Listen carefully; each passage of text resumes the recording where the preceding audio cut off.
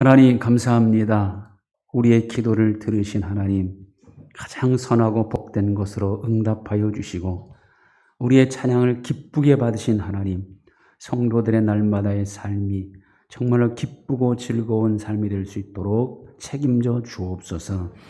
이 시간 하나님의 말씀을 들을 때 깨닫게 하시고 그 말씀에 순종하여 말씀이 우리의 능력이 되고 복이 되게 하여 주옵소서. 예수님의 이름으로 기도하옵나이다. 아멘.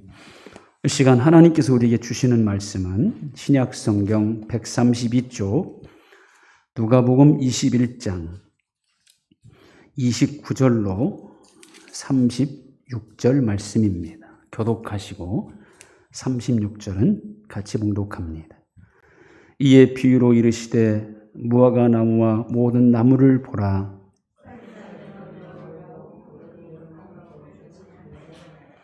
이와 같이 너희가 이런 일이 일어나는 것을 보거든 하나님의 나라가 가까이 온 줄을 알라.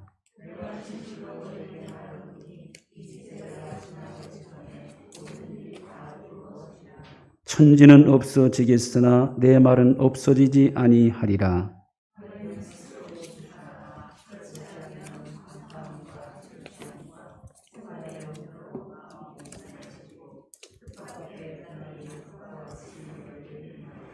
이날은 온 지구상에 거하는 모든 사람에게 이 말이라.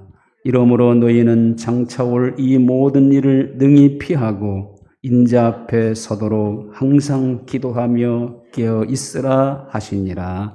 아멘. 하루살이와 메뚜기가 하루 종일 함께 놀았습니다. 해가 넘어가기 시작하자 메뚜기가 하루살이에게 말합니다. 벌써 저녁이 오는구나. 그러니 오늘은 그만 놀고 내일 다시 만나자. 하루살이는 처음 들어본다는 듯 신기한 표정으로 묻습니다. 내일이 뭔데? 메뚜기가 대답합니다. 지금부터 시작되는 어두운 밤이 지나고 또다시 해가 떠서 오늘과 같은 환한 날이 시작되는데 그것을 내일이라고 부른단다. 그러나 하루살이는 전혀 메뚜기의 말을 이해할 수가 없었습니다. 왜냐하면 밤이라는 것을 한 번도 경험하지 못했기 때문이죠. 얼마 후 그 메뚜기가 개구리와 여러 날을 함께 지내게 되었습니다. 성격이 잘 맞아서 즐거운 시간을 보냅니다. 그런데 어느 날 개구리가 메뚜기에게 말합니다. 이제 겨울이 다가오나 보다. 날이 점점 추워지고 있으니 서로 헤어지고 내년에 다시 만나자. 메뚜기는 내년이라니 그게 뭔데? 개구리가 설명합니다. 얼마 후면 겨울이 오잖아. 그 춥고 지루한 겨울이 가면 다시 꽃이 피는 봄이 오게 되는데 그것이 바로 내년이란다. 그러나 겨울을 경험한 적이 없는 메뚜기는 개구리의 말을 이해할 수가 없었습니다. 하루살이는 밤을 결코 본 적이 없습니다. 그렇다고 밤이 없습니까? 밤은 존재하지요. 메뚜기는 겨울을 경험한 적이 없습니다. 그렇다고 겨울이 없습니까? 겨울은 분명 존재합니다. 마찬가지로 우리도 내세는 현재 우리 볼 수 없지요. 그렇다고 내세가 없다고 할 수 있습니까? 분명 실제로 내세는 존재합니다. 히브리서 9장 27절 한 번 죽는 것은 사람에게 정해진 것이요 그 후에는 심판이 있으리니. 누구나 한 번 죽는다는 것은 다 알고 있습니다. 그러나 죽은 후에 대해서는 알지 못합니다. 왜냐하면 경험해 보지 못했기 때문이죠. 자, 그런데요. 생명의 주인이신 하나님, 그 하나님 말씀에는 죽은 후에는 심판이 있다고 분명히 말씀하죠. 또 죽은 이후의 세계도 분명히 존재한다고 성경을 통하여 말씀하십니다. 예수님께서 누가복음 16장에서 부자와 나사로 비유로 통해서 그걸 말씀합니다. 내세의 세계는 두 가지입니다. 아브라함의 품이라는 세계와 음부라는 세계죠. 아브라함의 품은 믿음으로 가는 세계, 하나님 나라, 거기는 위로를 받는 곳이라고 말씀하고 있고 음부라는 곳은 괴로움을 받는 곳이라고 말씀합니다. 이 두 세계 사이에는 큰 구렁텅이가 있어 서로 오고 갈 수 없습니다. 음부라는 곳에서 괴로움을 받고 있는 부자는 아브라함에게 간곡히 부탁하죠. 저 나사로를 내 아버지 집에 보내서 내 형제 5명이 있는데 그들로 하여금 이 고통받는 곳에 오지 않게 해달라고 내 형제들 나사로를 보내서 내 형제들에게 말해달라는 거예요. 그러자 아브라함은 단호히 대답합니다. 그들에게 모세와 선지자들이 있으니 그들에게 들으면 되느니라. 모세와 선지자는 뭘 의미합니까? 구약 성경을 말합니다. 그러니까 성경 말씀을 통하여 내면의 세계가 두 곳이 있다는 것을 들으면 된다는 겁니다. 이곳에서의 우리의 삶은 결국 내세의 삶을 준비하는 삶이어야 합니다. 두 세계 중에 위로가 있고 안식이 있는 믿음으로 가는 아브라함 품에 들어갈 수 있도록 준비해야 한다는 것이죠. 모든 사람은 다 죽습니다. 누구도 이건 피할 수 없는 사실이죠. 그러므로 죽은 이후의 세계를 준비해야 합니다. 그리고 역사의 종말을 준비해야 합니다. 개인의 죽음은 개인의 종말이고 역사의 끝은 역사의 종말이라고 하죠. 역사의 종말은 부활하시고 승천하신 예수님께서 다시 오실 때가 역사의 종말입니다. 그게 언제입니까? 몇 년, 몇 월, 며칠인지는 누구도 알 수 없습니다. 예수님도 말씀하시기를 그날은 아들도 모르고 천사도 모르고 오직 아버지만 아시니라고 말씀하죠. 그런데 징조들에 대해서는 예수님이 알려주십니다. 오늘 읽은 31절에 보면 이와 같이 너희가 이런 일이 일어나는 것을 보거든 하나님의 나라가 가까이 온 줄을 알라. 이런 일이 일어나는 것을 보거든 여기서 말하는 이런 일이 뭡니까? 바로 종말의 징조이고 21장 5절부터 28절까지의 내용을 말하죠. 특히 지금의 상황에서 보면 11절 말씀에 곳곳에 큰 지진과 기근과 전염병이 있겠고 전 세계를 뒤덮고 있는 코로나 바이러스야말로 여기서 말하는 전염병이 아니라고 누가 말할 수 있겠습니까? 또 다른 성경에서 말하는 종말의 징조들은 뭡니까? 디모데서 3장 1절 너는 이것을 알라 말세에 고통하는 때가 이르러 말세는 고통하는 때라고 합니다. 지금 우리가 살고 있는 이 시대야말로 얼마나 고통이 많은 시대입니까? 그 내용을 보면 사람들이 자기를 사랑하며 이렇게 말하죠. 지금은 극도의 이기주의로 가득 차 있습니다. 자기의 이익을 위해서 남을 희생시키는 것을 당연시하고 있습니다. 나, 내 것, 내 가족, 내 재산, 내 명예만을 귀히 여깁니다. 다른 사람을 짓밟고서라도 내 것을 지키려고 하죠. 또 돈을 사랑하며 물질이 삶의 목표인 사람들이 많습니다.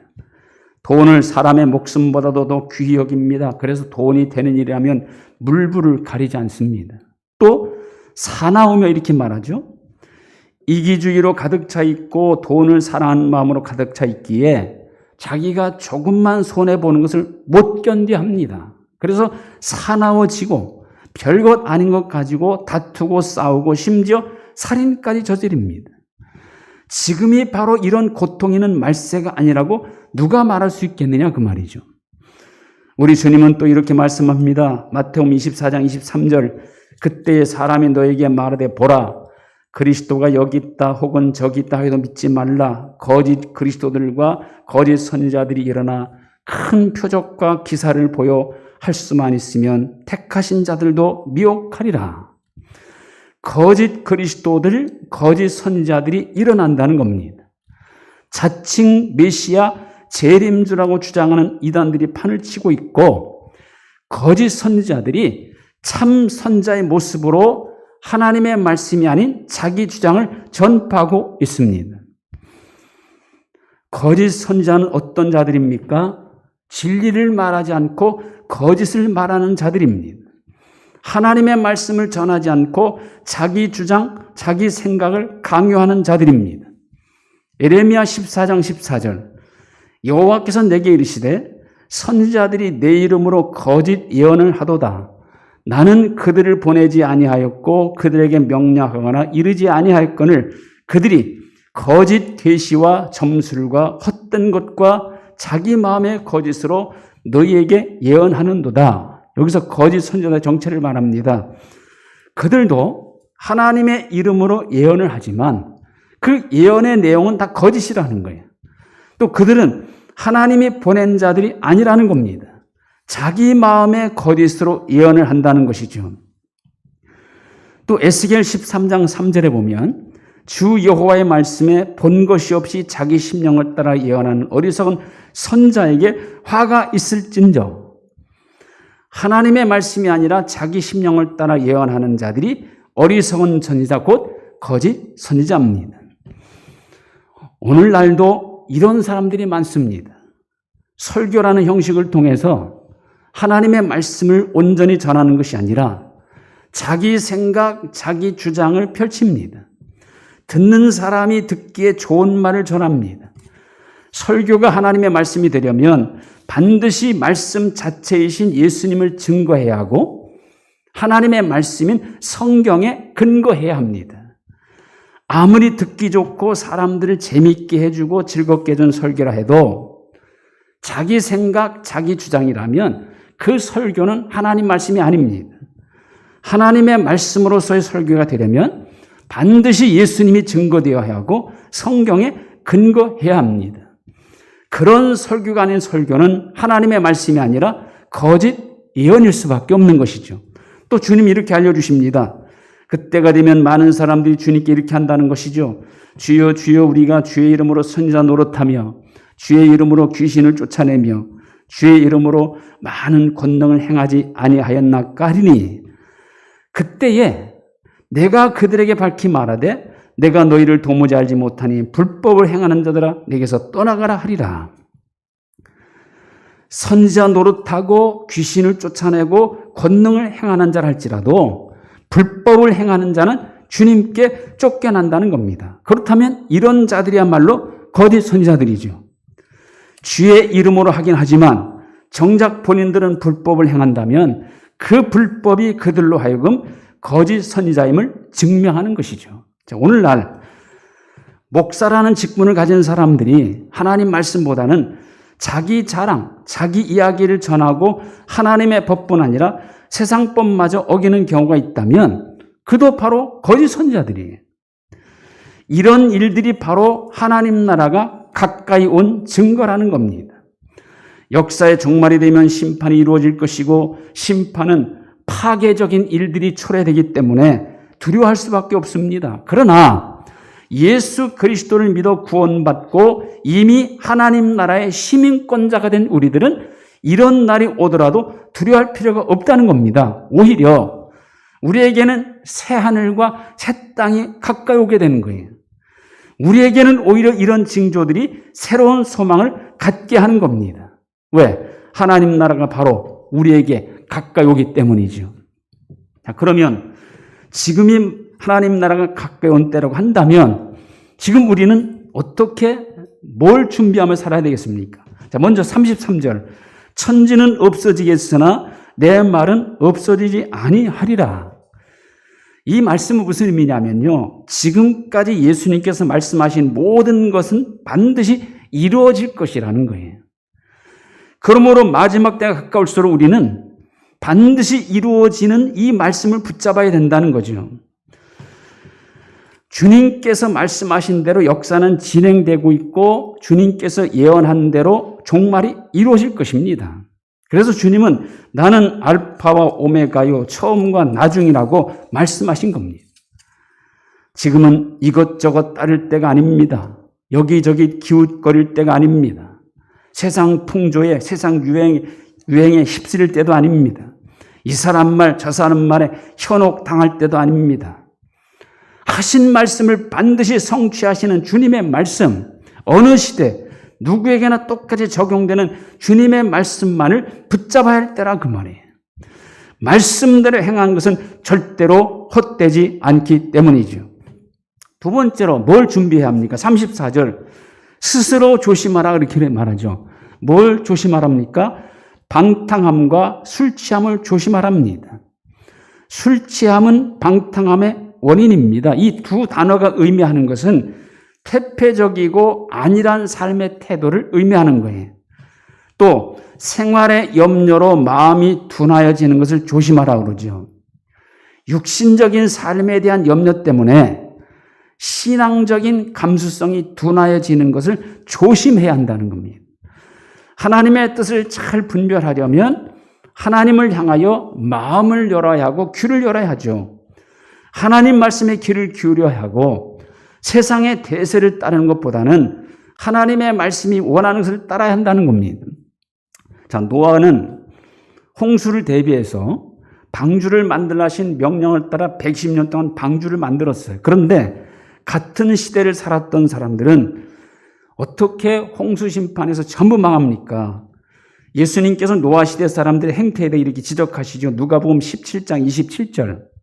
노아가 방주에 들어가던 날까지 사람들이 먹고 마시고 장가들고 시집가더니 홍수가 나서 그들을 다 멸망시켰으며, 먹고 마시는 일, 장가들고 시집가는 일, 이것은 사람들의 일상이고 육신의 생활의 일부이죠.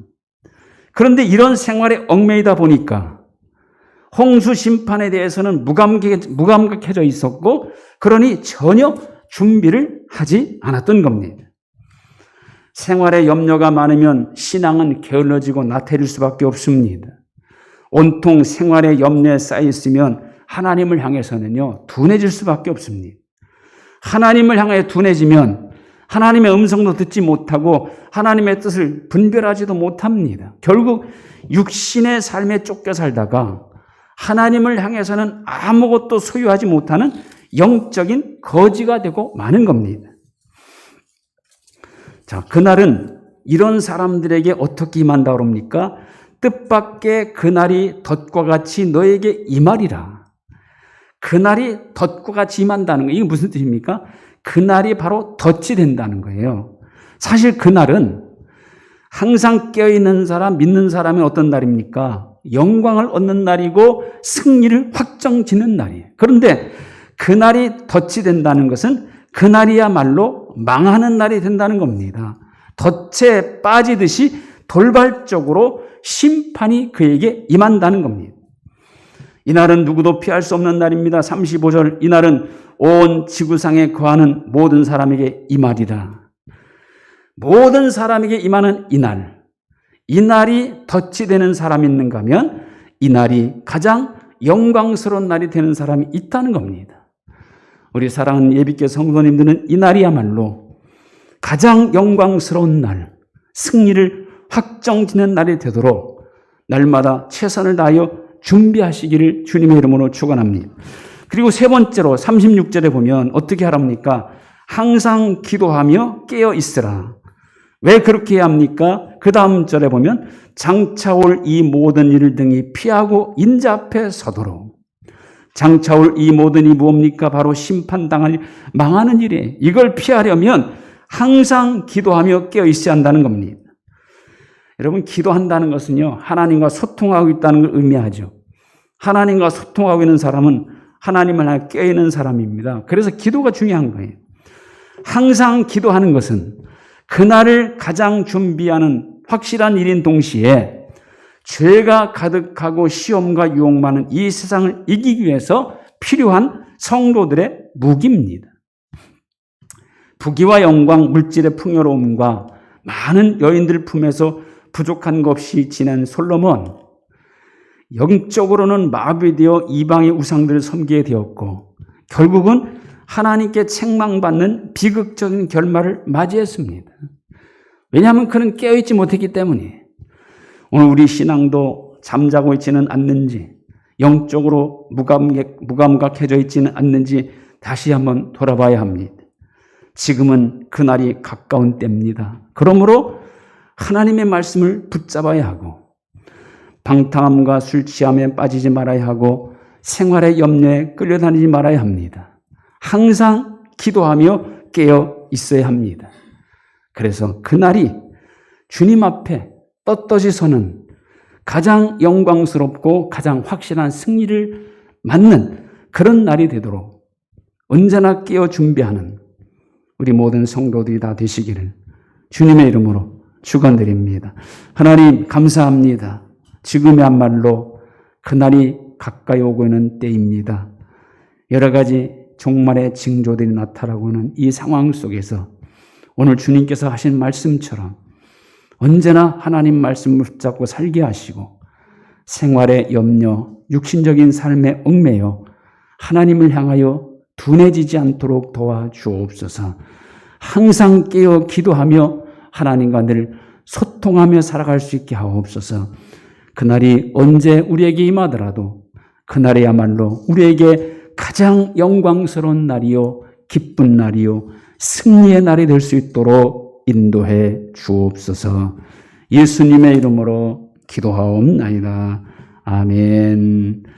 176장 1절 드리겠습니다.